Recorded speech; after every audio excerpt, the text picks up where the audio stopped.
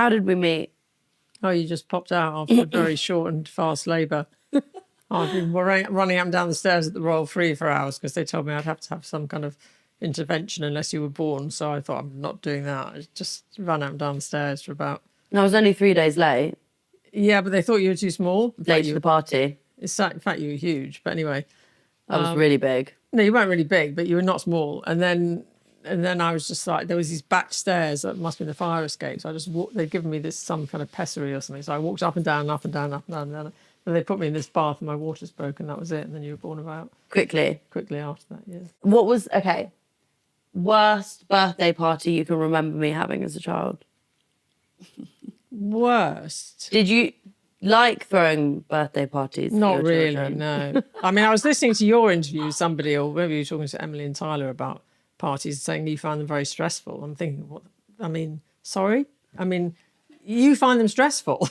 Then why did you make us go through all that stress for all those years? Because they were always stressful. Yeah, but when I was a child, I didn't say, I want a birthday party. No, you said, I want a limousine. And he couldn't even get down the street we lived in, so... I got a limousine and we went to the Rainforest Cafe. It was hideous, the whole thing. It was the best birthday ever.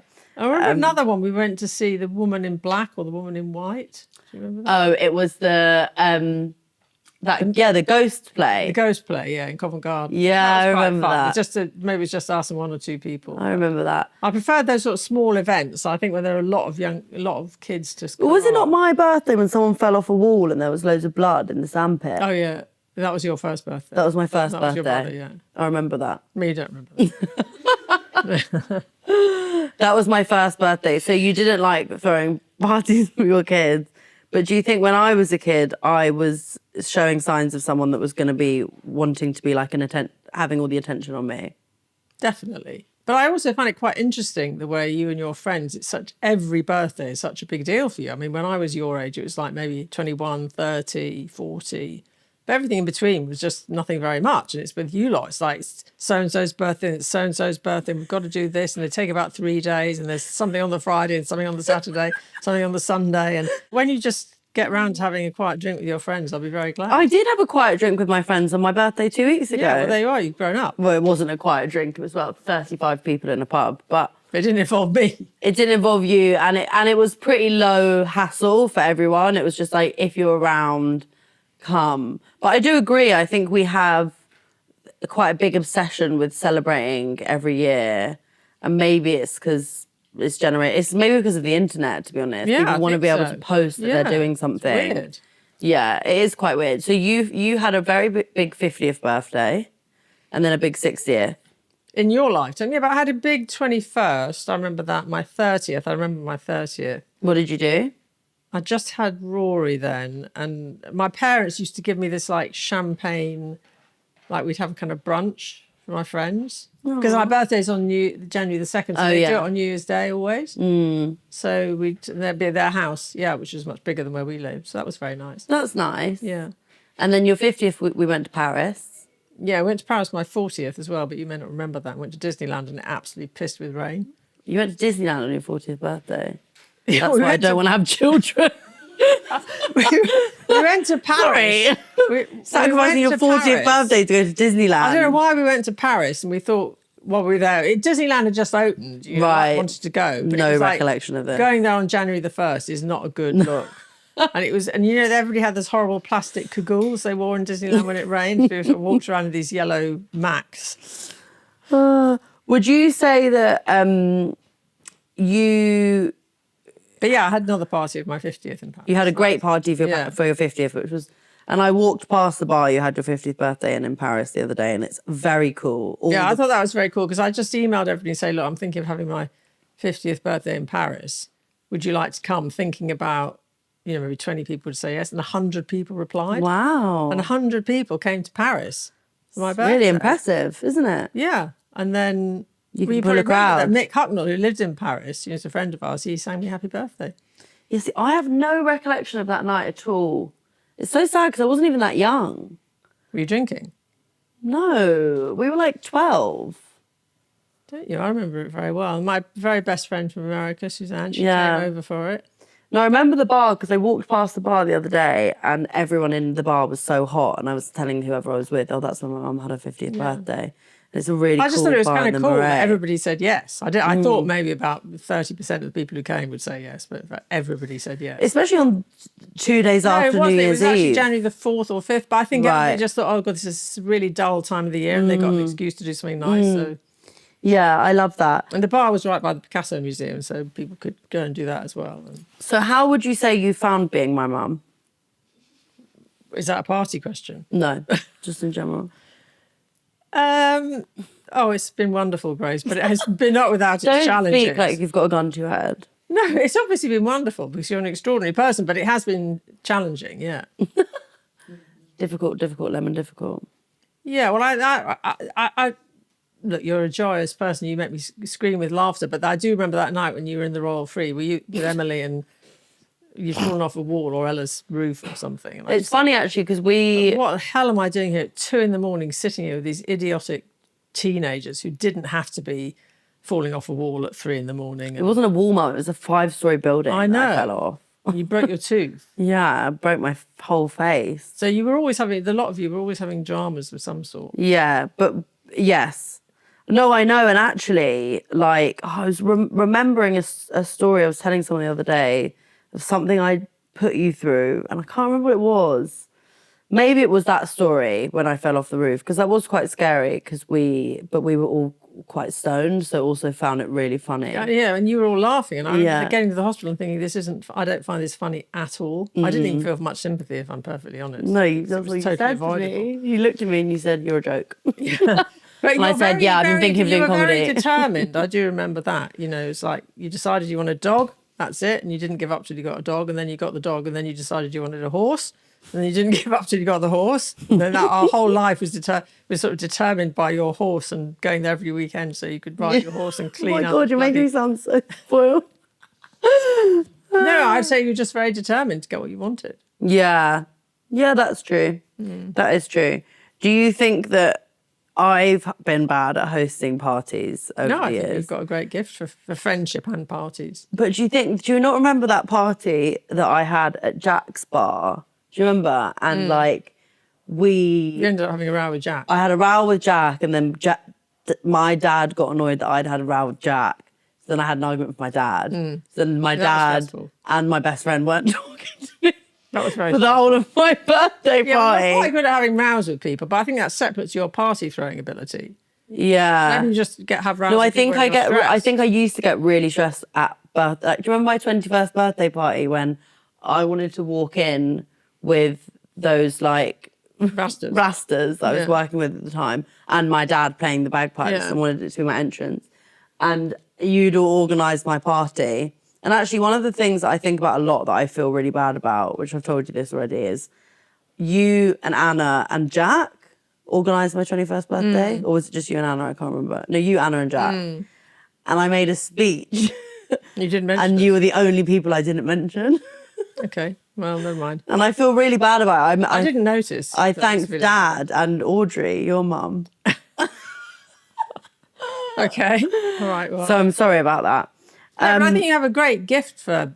I mean, you have these great Burns night do's, suppers, and things like that, don't you? I mean, Yeah, and I think I have a gift at making friends with people who are good at doing yeah, stuff. you're very good at having social events. All of you, you have a lot of fun with each other's company, and you Yeah. can have a party anywhere you lot, as far as I can see. Yeah, that is very true. That is very true.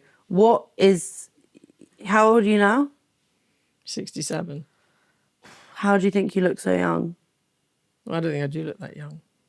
You look a lot younger than most 67-year-olds. But look, my mother's 100, right? So there's something genetic going on there. I mean, she looks quite old. Thank 100. God. She looks quite old for 100, but she didn't really look old. She doesn't look old for 100, she looks 100. Like, I think we're not used to seeing what people look like at 100. I don't think we know what they're supposed to look like. She was about 90, didn't Yeah, but I don't think she looks old for 100. I think she's 100. she? Anyway, so that's obviously part of it. Genetics. Yeah. Yeah. And I don't smoke, and I've never really drunk very much, and I do lots of exercise. That's what I put it down to. And you eat very I've healthily. been a vegetarian since I'm But 16. what, you think chicken ages people? I think meat eating is generally not very good for you. Yeah. Really? Shit. No, I'm only telling you the things that I do. Yeah, no, I know. Well, you look amazing. And you do look much younger than most 67. And I think the big step change in the last 5 years has been doing the cold. I mean, I've always swum every day. Obviously, you know that. So in the lockdown, you and my dad got very obsessed with cold water swimming, and now you've done it every day. Yeah. So, yeah, no, I think that makes a massive difference. I think that's very also really good for your rejuvenating. internal health. I think cold water swimming is adds And years also, I on to your really life. think the cold water on your face is better than Botox. Really? Yeah, you're basically freezing your face. I mean, it gets down to 2 degrees there sometimes. What, and you put your face under? Yeah. God, that's crazy. I mean, that's, I think It is good for I your do skin. feel that as you get older, finding new challenges is quite a good thing to do. And that was my challenge, really, and trying to push it further and further and further without obviously dying of hypothermia. And one of the things that I wanted to talk about, which isn't in my questions that Tyler and Emily wrote, is you raised us to be very pro state school education. We all went to state schools. Something that I get a lot in my life going around in the business is everybody assumes I went to a private school because people think, oh, well, your dad's, not knowing that was literally the opposite. But and then because of my posh voice, So you haven't really got a posh voice. I've become much more posh. I think you've become a lot less posh, but anyway. Really? You're listening No, to your- I've definitely become more Okay. posh. Then compared to when I was at Parliament Hill, and I was like, Okay. yeah, I think doing comedies made me sound more posh. Well, I think in the media world, it is actually quite unusual. A lot of people who are powerful in the media send their kids to private schools. I mean, a lot of people who are powerful and rich in England send their kids to private schools, so that's probably why. It doesn't cross their mind that people who are also powerful and quite rich might send their kids to a state school.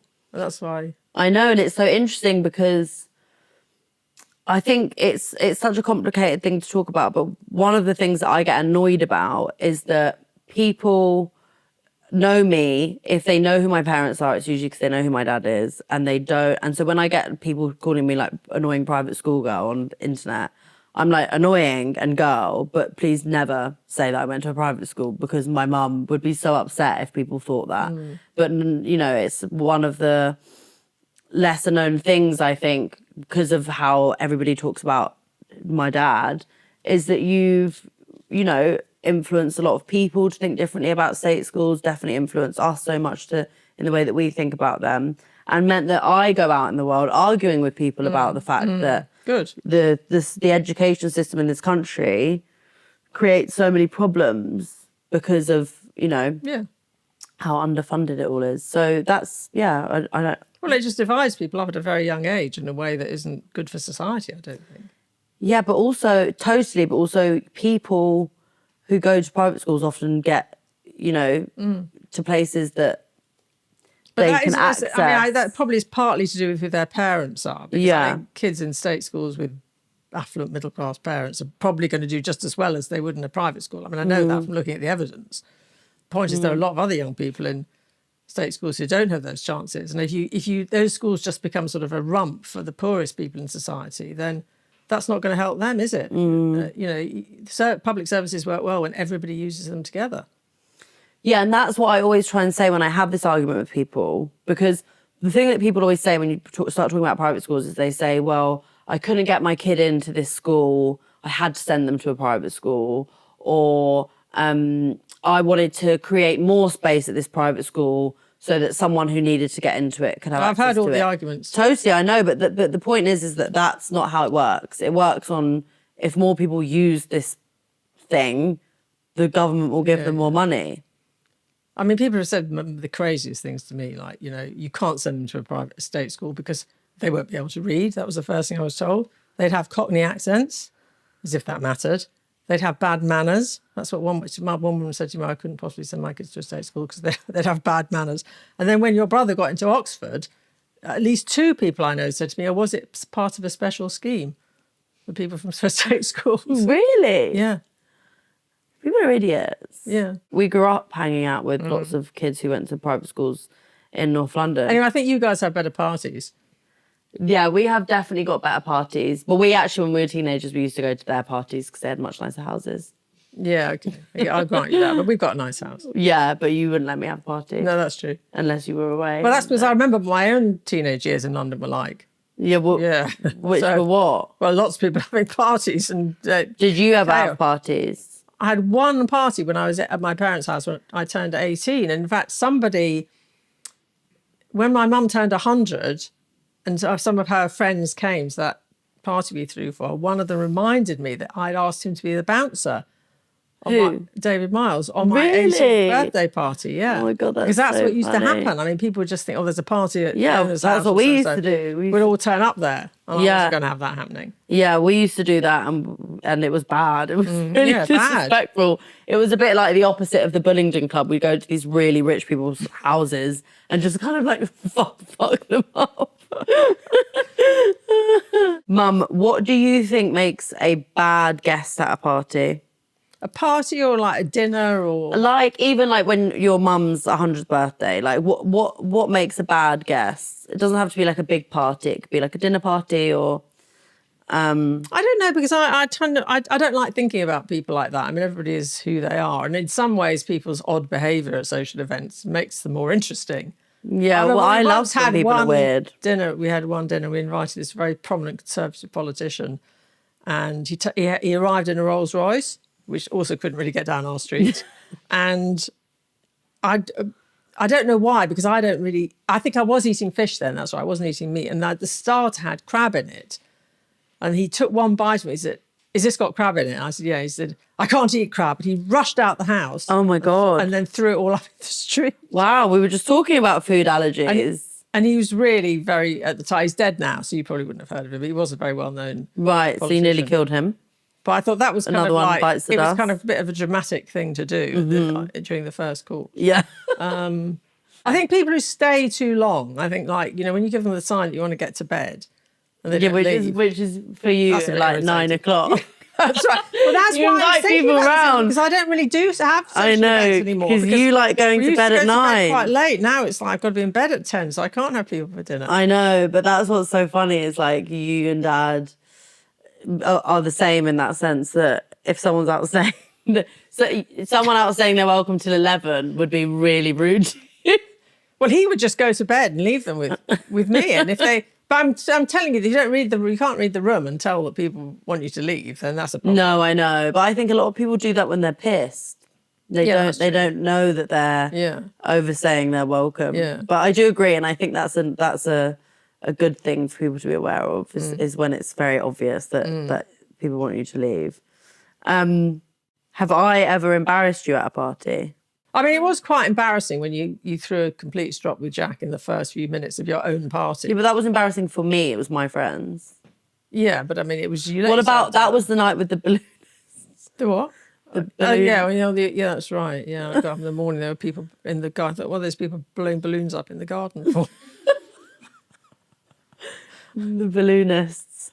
I mean, I'd already gone to bed, got up, and was getting ready to go swimming. And what about the party after my show, the Hammersmith Apollo? Yeah, that was cool. That was a good way party. too late for me. I had to get to bed. I know. Well, that's the thing. I could tell that you two were desperate to get home, and I was Sorry like, about literally, that. the biggest moment of my career has just happened, and you just Can't you do a breakfast show? need to get back to the dogs afterwards. And then go. Honestly, it's mad.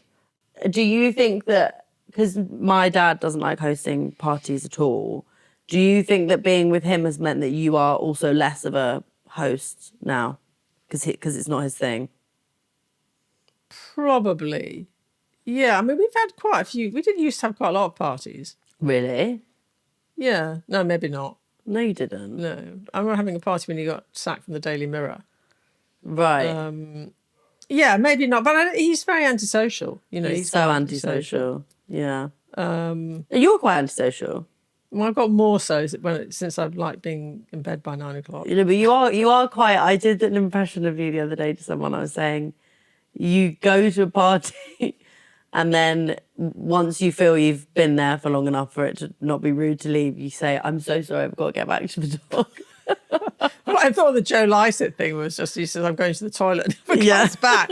I'm going to start practicing. Because I think it's true, people don't really notice if you leave. No, I know. And also, I heard this thing on a podcast the other I'm day. too much of a people pleaser. This girl was like, I just say I'm going to the toilet. And then she goes, I didn't specify which toilet. And then you go, I definitely need to get better at that because I get really awkward when I'm trying to leave somewhere. Yeah, I used to organise all the events at Downing Street, but they weren't like your sort of parties. But you had the Oasis came once, didn't they? Noel Gallagher came. No, I know. It wasn't allowed to come in case he caused a scene. Oh, really? What, Liam wasn't? No. What, in case they had a fight? No. It was in case he just misbehaved. Oh, really? Yeah, I think so. But why? I do think that was a slightly, and I mean this with a light use of that word, cooler era at sort of Downing Street and events and stuff, where you, like, even having sort of Liam Gallagher there it's quite a cool move. He wasn't there, though. Sorry, Noel Gallagher. Yeah. Oh, no, yeah. It was a different era, wasn't it? Who else did you have? What? Oh, Girls Aloud, the Spice Girls. Spice Girls, yeah. You met them, didn't you? Met them. And there were lots of dinners and things like that, you know. But did you like organising that sort of stuff? Yeah, I did, because a lot of them were for charity and you'd get I met some really interesting people, yeah. Really interesting people. Yeah. Did you like working there? Yeah. Yeah, I find it quite stressful having 3 young children and working there. But it was, look, you cannot say that having a job where you could walk in like Nelson Mandela or Bill Clinton would be standing in front of you, or went to some good parties with the Clintons, you know, the White House and stuff like that. You went to the White House? Yeah. Several times. Yeah. Who was there? Famous people? Clintons. But Wasn't Elton John there? and, Didn't he perform? Stevie Wonder performed together. Oh, that's cool.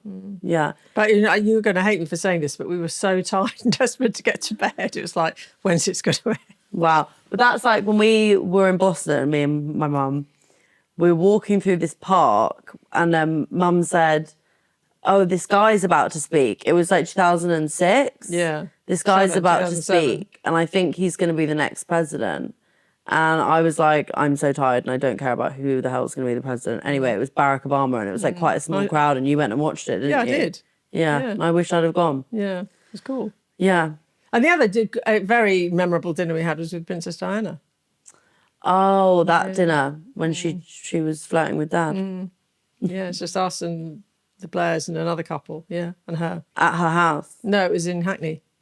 Oh, At her yeah. lawyer's house. At her lawyer's house. Yeah. That's a very, that's a good dinner party story to have. Yeah, no, it was quite an amazing Did event. she lead the dinner party? Oh, yeah, she was just like, she was so kind of, her whole physical presence was so overwhelming. You couldn't really. Really? Yeah. What do you mean? She was just, she was like a sort of real life Barbie doll. Yeah, I mean, like she was not just so real. perfect. And also, somebody you've seen so much to see them in the flesh, and she was as sort of perfect as she looked. I mean, And was she like, was she leading the conversation? yeah. But she's just as she appeared on. She was very tall, and she had the most beautiful hair and eyes and skin, and incredibly dressed. And Wow. no, it was very overwhelming. Of all the very famous people I've met, I think that was the most. Really? Yeah, of course, she died very soon after that as well. So I'd love to say I've had dinner with Diana. I felt very. I remember thinking that all the other women in the room, there were 3 of us, Cherie, myself, and Maggie, her lawyer. I just felt very sort of frumpy and ordinary by comparison with her, because she was like this huge, dazzling sort of thing. Were all the men like just beguiled? Yeah, totally. And was Dad flirting with her? Yeah, they all flirting with her. Want a cup of tea, you know. Really? Yeah. That's so funny. I think she had a bit of an agenda because she wanted William to be king. Right, okay. Well, she would have waited a long time. Yeah, no, she wanted to skip a generation. Oh, wow. What, and she thought Tony Blair should do that? I don't really know. I mean, I think That's that was mental. a bit weird, but That is such a cool, because she's one of my dream dinner party guests, Yeah, Diana. she was. I'd love to have had dinner with yeah, Diana. it's incredible. She's so cool. Yeah. Who would be if you could have a +1 at a party, could be anyone dead, alive, that you could take with you to a party, who would it be? But it's sort of different. Take to a party or somebody you'd really like to meet. Yeah, okay. Someone, but yeah, or someone. I'd love to have known Linda McCartney. Oh yeah. She was always a bit of a role model for me because they grew up very near. I grew up very near to where they lived, so I used to see her around a lot when I was a kid.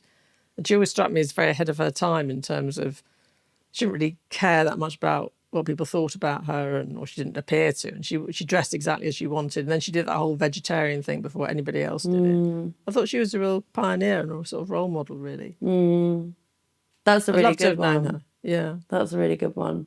And other people, I'm glad. Really cool. I'm really glad to know Hillary Clinton, and I think it's one of the saddest things for the world that she never got to be president.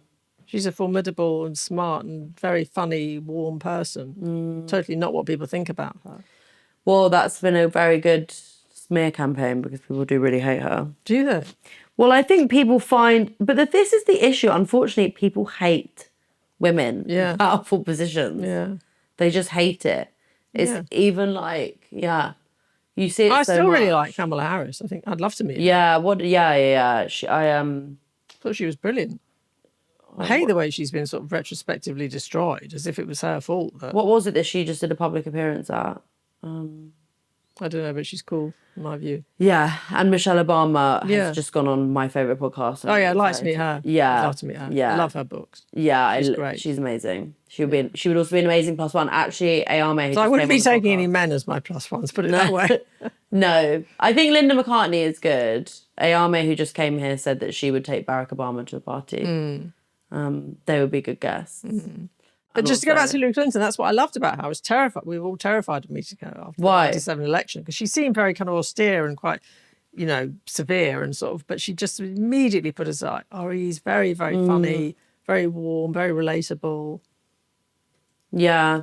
It's such a shame because I just feel like that wasn't what people saw on that campaign. I know, but it's just not real. And that so often happens to women in public life. I know. But well, also, especially women who are going against like a man who's low, who's insecure. And it's like, I saw this video the other day that was describing men who feel that they're like low value men will work really, really hard to make women feel more subordinate than them. And so it's in a big campaign, that's all men will do is just try and make women feel it's horrible to watch. Small and really manipulate what's weak about being a woman. Sorry, I was keeping you up. Sorry, she hates how much I yawn. But it's quite yawn quite rude to yawn when you're interviewing somebody. I yawn a lot. It's a nervous tic I have. It is a nervous tic. I think you and Emily ought to do a podcast together. Yeah. Very fun. I once read a great book about maternal ambivalence, and I think people don't want to admit that they can that the maternal relationship can be one of love and hate at the same time. Yeah. So you hate me? No, but that's the point. That's not the point. But it's not like this is the flip side, isn't it? You don't have to be. Yeah, I agree. I don't hate you, but you can't. You have the appearance of you being very irritating. Likewise, I think the closeness that you have, especially the thing is when you're an adult, and I see this with you and your mum as well, the closeness that you have, and also the sort of, my relationship with you is you're the only person in my life who I argue with, and then sort of 5 minutes later it's just dispersed. And it's but how long over. does it take with your friends? Well, I don't argue with anyone. Oh, bollocks to that. I don't anymore. When was the last time I had an argument? At your birthday party when you fell out with the person who was practically hosting That it. was 3 years ago, though. Okay. That's what I'm saying. Grown up since then. I have grown up since then. Yeah. And we very rarely argue now. No, we that's used true. to argue a lot in Selfridges. Yeah, in Selfridges. In the changing rooms of Selfridges, because I'd always have such bad body dysmorphia. And then I'd get really angry because she has no idea what it's like to be fat. You're not fat, Grace. I know, but I would just tell you that you have no idea because you're so skinny. And I would just cry. Trying on jeans in the denim department. No, but I do think it's such an interesting relationship having an adult daughter. It must be weird that you grow someone and then you watch them and then they... Yeah, it's quite difficult to let go of some of the stuff that you feel you still want to have control over. But I think I've got better at doing that. And then also your kids think that they know more about everything than you do. Yeah, but you don't know what you don't know. What do you mean? Well, I think the thing about being young is that there's just things you just don't know. So you come at it from a position of relative ignorance because there's some experiences that you'll have never had.